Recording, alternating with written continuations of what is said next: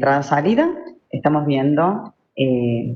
viendo, mejor dicho, las capas o niveles del software de entrada-salida, vimos la función de cada capa, y ahora vamos a ver unas técnicas que están relacionadas con disco rígido, específicamente, que se llaman técnicas de buffering, ¿sí? O utilización de buffers de entrada-salida. ¿De qué se trata esta técnica? Como nosotros ya sabemos que todo lo que sea dispositivos de entrada-salida o el acceso a los dispositivos es lento, es relativamente lento, entonces siempre lo que se intenta es agilizar esos accesos a disco. Una de las formas de agilizarla es que el sistema operativo nos preste, de alguna manera, un espacio de RAM para poder almacenar en ese espacio de RAM del sistema operativo los bloques de discos que va trayendo el controlador o el driver a memoria. Ya los vamos a graficar bien. Yo les estoy diciendo a nivel general qué significa esta técnica. Entonces, el objetivo es solucionar esto que se llaman picos en la demanda de entrada-salida. ¿Qué significa lo de picos? Que si justo se necesitan muchos bloques de entrada-salida para acceder a un archivo, el sistema operativo va a colaborar para que se acceda más rápido a esos bloques de disco. Hay 4 técnicas, una es sin utilización de buffer, otra es utilizando un buffer simple o un buffer único, otra utilizando un buffer doble y por último un buffer circular que se llama. Vamos a irlas viendo de a una por una. Acá ya vamos a ver un gráfico a ver si se entiende la idea. Esta transferencia sin buffer, ¿qué significa? Que a ver, una pregunta. Cuando se inicia la computadora, ¿qué es lo primero que arranca? ¿La aplicación? ¿Qué es lo primero que se lleva a la memoria RAM? ¿La aplicación o el sistema operativo? Operativo, profe. Perfecto, muy bien. El sistema operativo.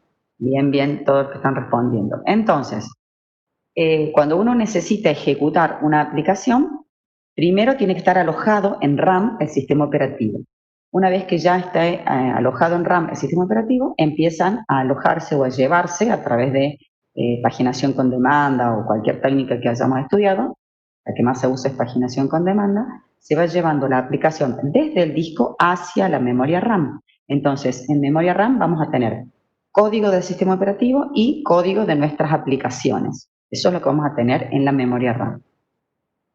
Esta transferencia sin buffer significa que acá supuestamente este dibujito es de un disco, todo esto es la memoria RAM. En la memoria RAM tenemos el espacio del kernel, que sería el espacio de memoria asignado para el código del sistema operativo, y acá tenemos el espacio de usuario, que sería donde estaría alojada la imagen del programa que nosotros o del proceso que vayamos a ejecutar. Básicamente nuestra aplicación estaría acá. Si no existe un buffer intermedio, ¿qué significa esto? Que el sistema operativo no nos presta parte de su memoria para almacenar los discos que vamos trayendo, perdón, los bloques que vamos trayendo del disco, significa que la transferencia que hace el driver, utilizando por ejemplo la técnica DMA que nosotros ya estudiamos, lo que hace es directamente lleva el bloque de datos del disco hacia el espacio de usuario, directamente donde está alojada la aplicación. Este rectángulo medio naranjita sería el bloque de disco, ¿sí? Entonces, el driver traslada directamente al espacio de usuario el bloque de disco. ¿Hay buffer? No, no hay buffer intermedio, ¿sí? Por eso se llama transferencia sin buffer. Todo esto, ya sea el espacio del kernel más el espacio asignado al proceso, está en RAM, por eso se los marqué acá, ¿sí? Todo eso es memoria RAM. Eso es, sin buffer, ¿sí? O sea que el sistema operativo, fíjense, no nos presta nada de su trozo de memoria RAM. Para poder agilizar un poco la lectura de los diferentes bloques de disco, existe una técnica que se llama de buffer único. ¿Qué significa eso? Que el sistema operativo ahora sí nos va a prestar un espacio de su área de RAM para que el driver coloque ahí el bloque de datos que saca del disco, ¿sí? Que está leyendo desde el disco. Vamos a suponer que son lecturas, pero pasaría lo mismo para escrituras, ¿estamos? Lo mismo, lo que pasa es que la flecha es perfectamente inversa, desde la memoria hacia el dispositivo. Vamos a ver como lecturas, como para que se entienda más fácil el tema. Entonces, ¿qué hace? Ay, se me va el mouse. El driver lee el bloque de disco y no lo lleva directamente al espacio de usuario, sino que fíjense, el sistema operativo me presta lugar o buffer para almacenar un bloque de disco. Por eso se llama buffer único, porque tengo un solo bloque de disco para poder almacenar en el área de RAM del sistema operativo. Una vez que el bloque ya está ahí, ¿qué hay que hacer? Pasarlo al área de usuario, ¿sí? Hay que transferirlo desde ese trozo de memoria RAM del sistema operativo hacia la memoria de usuario. ¿Será rápida o lenta esta transferencia desde esta zona de memoria hasta esta zona de memoria? ¿Qué les parece? ¿Será rápida o lenta esa transferencia de datos? Desde el buffer que me prestó el sistema operativo en su espacio de memoria hacia el buffer de mi espacio de memoria de mi aplicación. ¿Se está escuchando? Ah, muy bien, Tomás. Es rápida, perfecto. Muy bien, es rápida. ¿Por qué? Y porque se está trabajando a nivel de RAM, ¿tá? Exacto, es dentro de la RAM, entonces es rapidísimo. Bueno, ¿qué ventaja tiene esto? Fíjense, nosotros o el sistema operativo traslada los datos desde este trozo de RAM hacia este espacio de usuario y deja libre este espacio. Entonces, ¿qué puede hacer el driver? Ir copiando el segundo bloque de mi archivo, ¿sí? Por ejemplo. Entonces, ¿cuál es la ventaja de esto? Que el proceso puede estar, valga la redundancia, procesando o interpretando o ejecutando este bloque de disco, de datos, mientras el driver coloca el siguiente bloque en este espacio de RAM. ¿Se alcanza a entender? Se agiliza un poco. ¿Por qué? Porque una vez que este trozo de memoria, este bloque de la izquierda, pasa a este espacio de la derecha, el espacio de usuario, queda libre, entonces el driver puede ir copiando otro bloque mientras el sistema operativo ejecuta el código que está en este trozo de memoria, ¿sí? Es decir, que se agiliza un poco el acceso a entrada-salida, que se llama, o el acceso a disco. Si yo quiero agilizarlo un poco más todavía, existe la técnica de buffer doble, que es esta, ¿sí? Entonces, en este caso, dentro del espacio del sistema operativo, del kernel, nos va a prestar espacio para almacenar dos bloques de disco.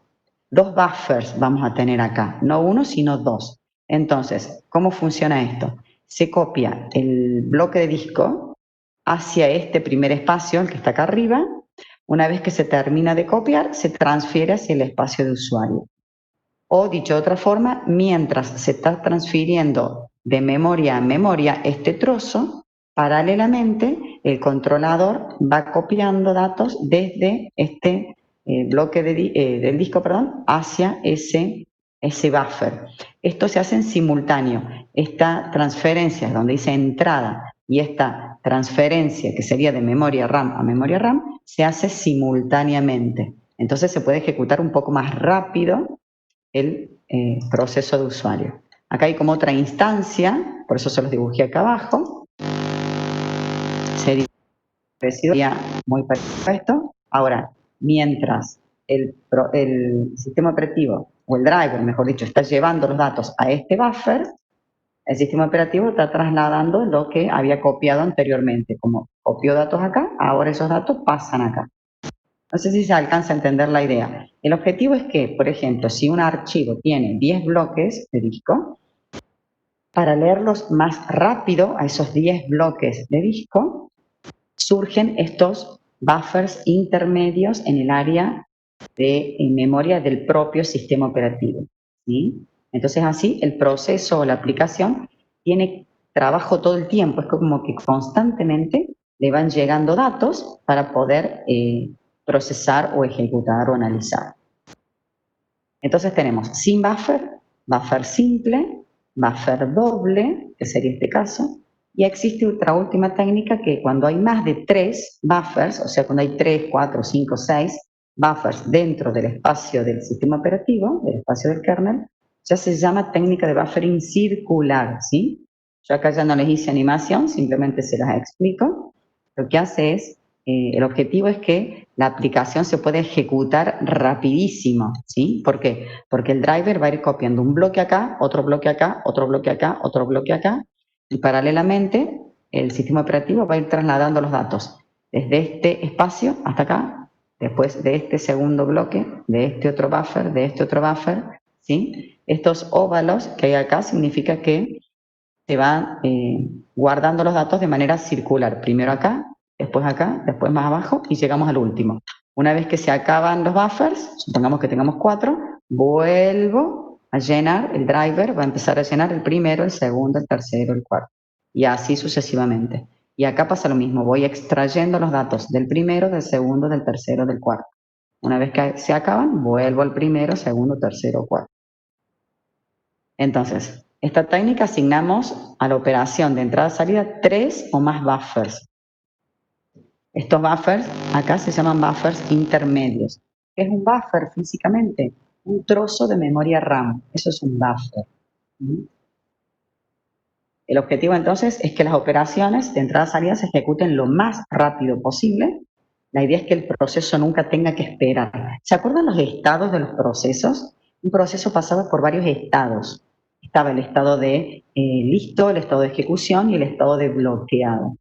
Cuando un proceso estaba en estado de ejecución, ¿se acuerdan que si necesitaba datos de entrada-salida, ese proceso había que bloquearlo, había que detenerlo, pasaba al estado de bloqueado y ahí se quedaba quietito en ese estado hasta ¿cuándo? Hasta que los datos estaban listos en la memoria RAM, ¿sí? Hasta que el driver copie los datos que le hacían falta desde el disco a la memoria RAM.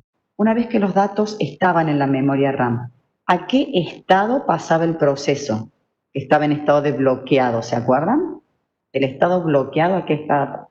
Muy bien, perfecto, ¿se acuerdan? Estamos tratando de relacionar todos los temas porque están todos relacionados entre sí. Todos los temas se cruzan, se entrelazan. Nosotros los vamos estudiando como por partes para poder entenderlos, pero está todo absolutamente relacionado.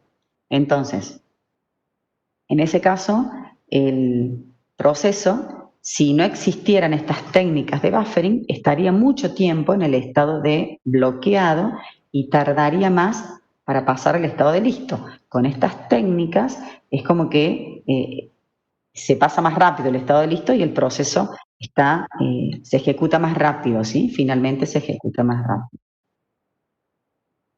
Bueno, espero que se haya entendido entonces la técnica de buffering que se llama, que el objetivo que tiene es solucionar los picos en la demanda de entrada-salida que se llama.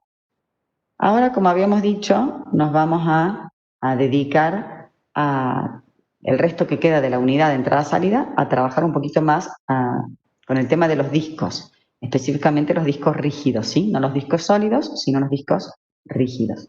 Yo acá les vamos a hacer como un mini repaso muy pequeño del hardware que tiene un disco rígido. Esto ustedes ya lo vieron en la arquitectura de computadoras, así que no lo vamos a desarrollar de nuevo. Nada más les voy a recordar algunos temas que a mí me hace falta que sepan para poder entender temas desde el punto de vista del sistema operativo.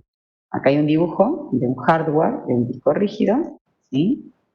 Y acá hay otro dibujito, si ustedes se acuerdan, esto sería como un plato del disco, donde nosotros tenemos este círculo medio naranja, rosado, no sé de qué color es, sería una pista, ¿sí? Tiene muchas pistas. Cada círculo de estos son pistas, está como destacada solo una pista.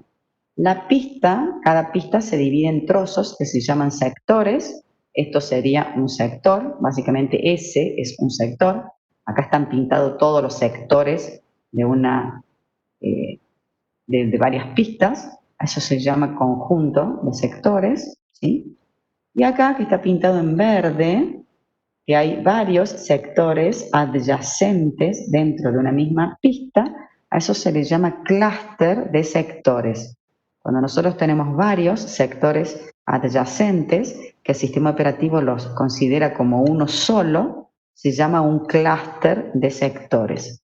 ¿Y eso por qué es? Y porque a veces el disco, cuando se particionó, se dividió en trozos muy chiquitos, por ejemplo, de 1K, cada sector ocupaba 1K byte, y si yo quiero manejar bloques de disco de 4K, y bueno, el sistema operativo los une, acá hay 3, pero deberían ser 4K, ¿sí? 4 sectores juntos, entonces la mínima unidad de almacenamiento en ese caso serían 4K. A eso el sistema operativo le conoce como clúster de sectores. ¿Tá? Bueno, era nada más para recordarles eso. Este es el cabezal del disco. El cabezal se va desplazando por las diferentes pistas. Una vez que se ubica en una determinada pista, supongamos que está ubicado en esta pista media rosada, si quiere leer este sector, el cabezal se va a quedar quieto ahí y va a tener que esperar que el disco dé toda una vuelta, que dé todo un giro, para que este sector pase debajo del cabezal, ¿sí? Así es como se leen datos o se escriben datos en un disco rígido. ¿Por qué estamos viendo este repaso? Porque ahora vamos a tratar de ver cuánto tiempo tarda un driver en leer o traer los datos desde un disco rígido. Cuánto tiempo básicamente tarda en leerlo o escribirlo, ¿sí? A eso nosotros les vamos a llamar parámetros del rendimiento del disco. Entonces, para poder acceder a un bloque de disco, nosotros necesitamos o tenemos varios tiempos. Uno de esos tiempos es el tiempo de búsqueda. El tiempo de búsqueda es el tiempo que se tarda para mover o para desplazar este cabezal, ¿sí? El tiempo que se tarda en mover o en desplazar ese cabezal por las diferentes pistas se llama tiempo de búsqueda. Ese tiempo de búsqueda, a su vez, va a estar formado por dos tiempos, por la suma de dos tiempos. Si ese cabezal está detenido, o sea que está quieto, vamos a tener el tiempo de arranque, que es el tiempo que tarda en moverse, en empezar a moverse ese cabezal. Y después vamos a tener el tiempo para recorrer las pistas. En cambio, si el cabezal ya se está moviendo, este tiempo de arranque ya no va a hacer falta, solamente vamos a tener que tener en cuenta el tiempo para recorrer las pistas. Es como si un auto va andando por la calle, ve el semáforo verde y pasa nomás. Es mucho más rápido que el auto esté detenido en un semáforo porque está en rojo. Cuando se pone verde hay un tiempo de arranque, hay como una inercia hasta que el auto se pone en movimiento. Una vez que pasa ese tiempo de arranque, ahí sí ya tenemos un tiempo de desplazamiento, que es el tiempo en el cual se mueve el auto, se desplaza. A ese tiempo de llegar a la pista que a mí me hace falta, entonces se le llama tiempo de búsqueda y es la suma de estos dos tiempos. Una vez que ya estamos en la pista solicitada, ¿qué hay que esperar? A ver, si alguien se da cuenta, yo ya tengo el cabezal sobre la pista solicitada. ¿Cuál sería el siguiente tiempo que tendríamos que esperar para poder leer el sector? ¿Qué hace un disco normalmente? Sube, baja, gira. Tiene que girar el disco, profe, para que... Claro, muy bien. El disco gira, se mide por revoluciones por minuto, ¿sí? Perfecto, muy bien. Entonces, una vez que nosotros ya tenemos el cabezal en la pista, que a mí me hace falta, tengo que esperar que gire el sector debajo de ese cabezal, ¿sí? Entonces, a eso se le llama retardo de giro o retardo rotacional. Es el tiempo que tarda en dar, lo máximo que tiene que esperar es toda una vuelta entera, todo un giro, ¿vamos? Es el tiempo que tarda en pasar el sector debajo del cabezal. Ahí ya vamos a tener otro tiempo, a ese tiempo se le llama tiempo de acceso. ¿Qué significa el tiempo de acceso? El tiempo que se tarda en llegar al sector que a mí me hace falta, que va a estar formado por dos tiempos, que va a ser el tiempo de búsqueda, que es el tiempo de mover el cabezal, más el retardo de giro, que es el tiempo que tarda el disco en dar una vuelta y pasar debajo del cabezal, ¿sí? Esperen que hay un micrófono encendido y no detecto cuál. Siente ruido de fondo. Ahí está, el de Matías. Matías, te voy a mutear.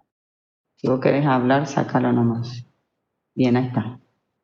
Y por último, una vez que ya tenemos el sector debajo del cabezal, existe lo que se llama tiempo de transferencia, que es el tiempo que se tarda, ¿se acuerdan de leer los bits o de escribir los bits en caso de que sea una operación de escritura? A eso se le llama tiempo de transferencia. Entonces, el tiempo para poder acceder a un bloque de disco está formado por 3 tiempos, que son estos 3 que vimos acá.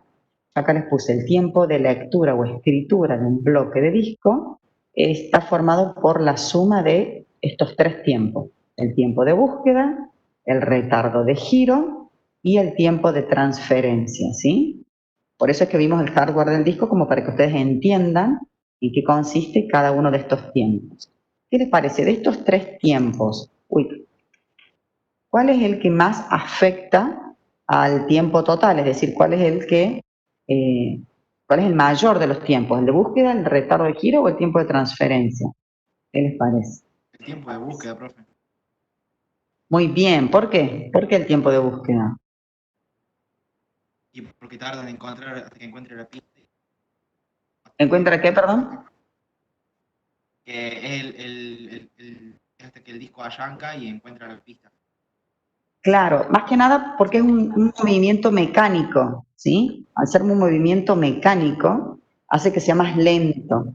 Entonces, como ese tiempo es muy lento, lo que han intentado la mayoría de los desarrolladores de sistemas operativos y de drivers y demás, es agilizar ese tiempo o minimizarlo, mejor dicho, ¿sí? Hacer que sea más corto ese tiempo. Entonces, lo que vamos a ver ahora es cómo optimizar el movimiento del cabezal para que el tiempo de lectura o escritura de un bloque de disco sea más rápido, este tiempo sea menor, el tiempo total, ¿sí? Si nosotros minimizamos este tiempo, obviamente el tiempo total va a ser menor.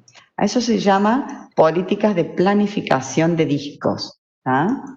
Son una serie de algoritmos. Bueno, perdón, acá estaban las preguntas que yo ya me adelanté. ¿Cuál es el tiempo que más influye? Ya me lo respondieron, el tiempo de búsqueda. ¿Vamos? Entonces, si nosotros reducimos ese tiempo de búsqueda, mejoramos todo el rendimiento del sistema. ¿Por qué? Porque se obtienen los datos desde el disco más rápido, entonces el proceso o las aplicaciones se ejecutan más rápido. ¿Cómo funciona esto? ¿Se acuerdan cuando vimos las capas o niveles del software de entrada-salida? Dijimos que cada dispositivo de entrada-salida mantiene cola de solicitudes. ¿A qué se refiere eso?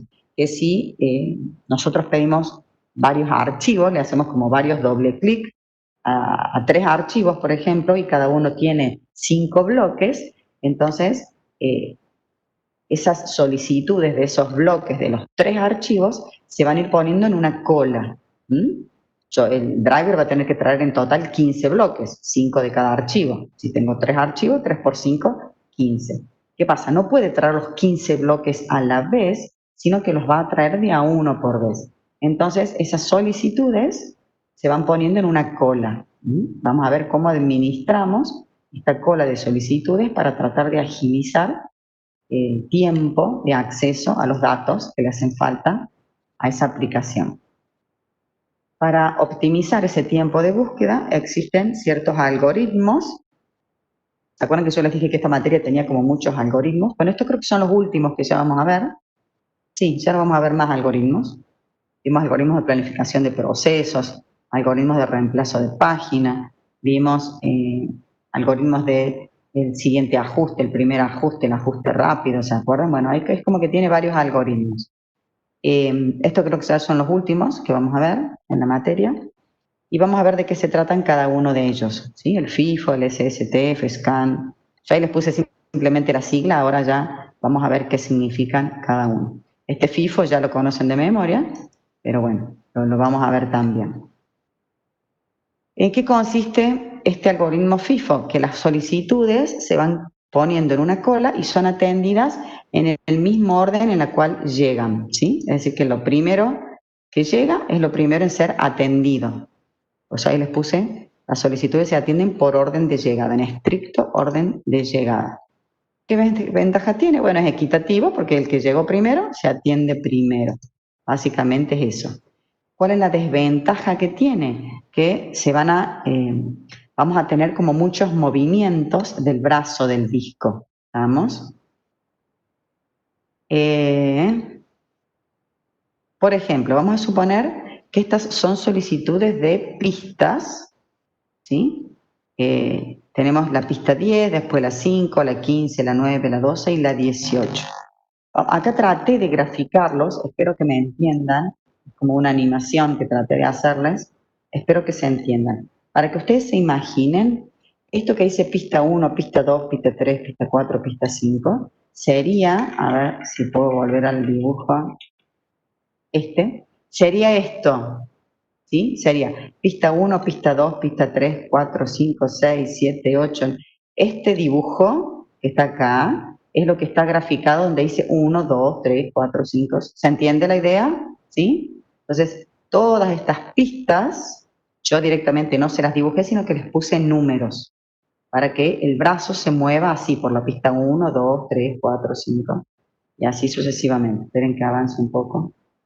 Acá. Entonces, aquí están todas las pistas, obviamente que hay más, pero bueno, yo les grafiqué algunas para que se pueda entender la idea del algoritmo. Como es un FIFO, las va a atender por orden de llegada. Entonces, suponiendo que estaba detenido, el cabezal que estaba al principio, se va a desplazar hasta la pista número 10, porque la primera solicitud es la pista número 10. Ahí va a esperar que gire el sector, que pase debajo del cabezal y lo va a leer. Una vez que lea, el sector de la pista 10 va a desplazarse hasta la pista 5, porque aparentemente el sector que tiene que leer está en la pista 5. Entonces, ¿qué va a hacer el cabezal? Va a retroceder, ya acá se los grafiqué así, hasta la pista 5. Una vez que lee los datos de la pista 5, tiene que leer la 15, entonces se desplaza el cabezal hasta la pista 15. Ahora tiene que leer la pista 9, entonces vuelve para atrás hasta la pista 9, después la pista 12 y por último la pista 18. ¿Será bueno o tendrá como muchos movimientos el brazo del disco? Es como si ustedes fueran al supermercado y se pararan y dijeran, voy a ir a comprar, no sé, el papel higiénico y se van hasta una punta del súper. Después dicen, bueno, ahora voy a comprar carne, se van hasta la otra punta. Uy, pero me olvidé el aceite, van hasta la otra punta. Es como que se la pasan caminando todo el tiempo adentro del supermercado y recorren muchos metros. En este caso se recorren muchas pistas, ¿sí? Estos algoritmos se miden, yo acá no se los puse para no complicarles la vida, pero se miden la eficiencia de estos algoritmos calculando la cantidad de pistas que se desplazan. Por ejemplo, acá de la 1 a la 10 me desplacé 9, de la 10 a la 5 me desplacé 5, acá me desplacé 10 y así se van sumando los desplazamientos.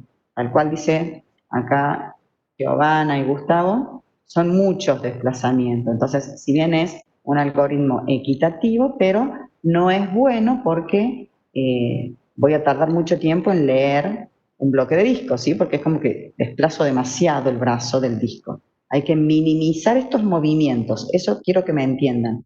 La idea es que estos movimientos, estas flechas rojas, sean como más cortitas, ¿sí? Es decir, que atraviesen menos pistas. Entonces, a alguien se le ocurrió el siguiente algoritmo, que es el algoritmo que se llama SSTF. Este algoritmo, que significa primero el servicio de tiempo más corto, el objetivo que tiene es mover lo mínimo indispensable el cabezal. Ese es el objetivo de este algoritmo, ¿sí? Entonces, ¿qué solicitud se va a elegir de la cola de solicitudes? No se atienden por orden de llegada, sino todo lo contrario. Se hace un análisis de los números que hay en esa cola de solicitudes y se va a atender la que esté más cerca a la posición del brazo del disco, ¿sí? A la posición en la cual se encuentra actualmente ese brazo del disco. Fíjense, acá vamos, este es el mismo ejemplo de recién, les puse los mismos números, tenemos las pistas y vamos a irlas atendiendo. Fíjense, primero la 10, porque bueno, vamos a suponer que nos vamos a la 10. Una vez que ya estamos en la 10, De estas, la más cercana, acá me equivoqué yo. No sería la 5, sería la 9. Bueno, perdón, tendría que haber sido la 9. Bueno, perdón, un lapsus. Acá tendrían que haber estado y al revés las flechas, ¿sí? Primero la... Bueno, no me voy a poner a corregirlo ahora porque si no me voy a demorar.